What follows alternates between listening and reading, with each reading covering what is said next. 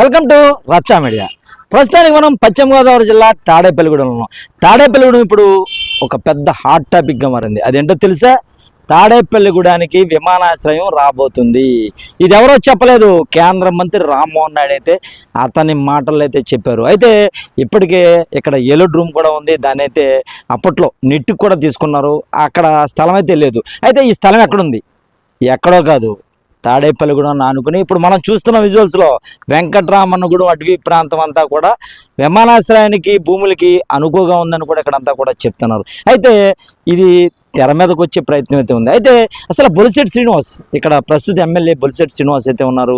ఆయన మాటలో విందాం. అసలు విమానాశ్రయ భూములకి కేంద్రం నుంచి అనుమతులు ఏమన్నా వచ్చాయా, అసలు ఏమనుకుంటున్నారు, ప్రపోజల్ అయితే ఉందా లేదో ఆయన మాటలో వినే ప్రయత్నం చేద్దాం.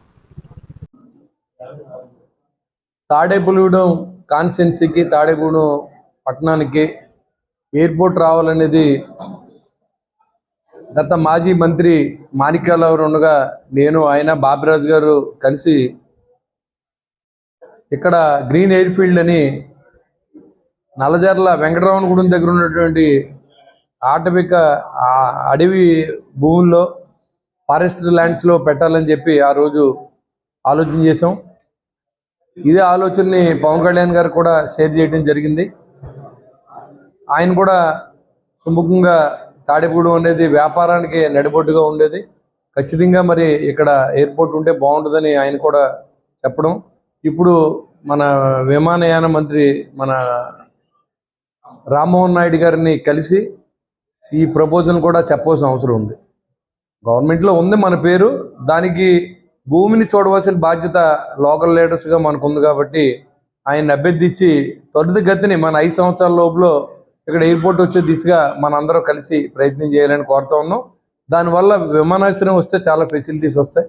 అంతవరకు డబుల్ రోడ్డు పెట్టవలసి ఉంటుంది. భీమవరం నుంచి ఇక్కడ కూడా 1 అవర్లో ఇక్కడ వెహికల్స్ వచ్చేలాంటి పరిస్థితి ఏర్పాటు చేయాలి.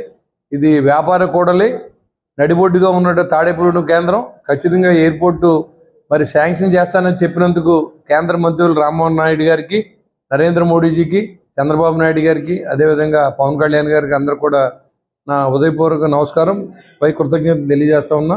రాబోయే రోజుల్లో ల్యాండ్ సేకరణ కోసం మరి రామ్మోహన్ నాయుడు గారిని కలిసి మరి ఆ టీంని ఇక్కడ తీసుకొచ్చి ఇన్స్పెక్షన్ చేయించే బాధ్యతను కూడా మరి ప్రభుత్వం తీసుకుంటుంది. మరి దాంట్లో భాగంగా ఇక్కడ లోకల్ ఎమ్మెల్యేగా మన వంతు బాధ్యతని మరింత త్వరితగతిన ఆ రోజు మనం ఇటు కాలేజీని ఎలాగైతే సంపాదించామో అదేవిధంగా ఎయిర్పోర్ట్ కూడా రావడానికి నా వంతు కృషి 100% చేస్తానని చెప్పి, నాకు కూటమి సభ్యులందరూ సహకారంతో శ్రీనివాస్ వర్మ గారు మనకి మంత్రిగా ఉన్నారు, మనకు ఒక కొండంత బలం కాబట్టి ఆయన అండదండలతో కూడా మరి ఇప్పుడు ఈ ఎయిర్పోర్ట్ని మనం తీసుకొస్తే చిరస్థాయిగా మన సమయంలో మరి ఎయిర్పోర్ట్ వచ్చిందంటే మనం మంచి పేరు ఉంటుంది. పనిచేసే దిశగా మరి కూటమి అభ్యర్థులు అంతా కలిసి పనిచేస్తూ ఉన్నాం.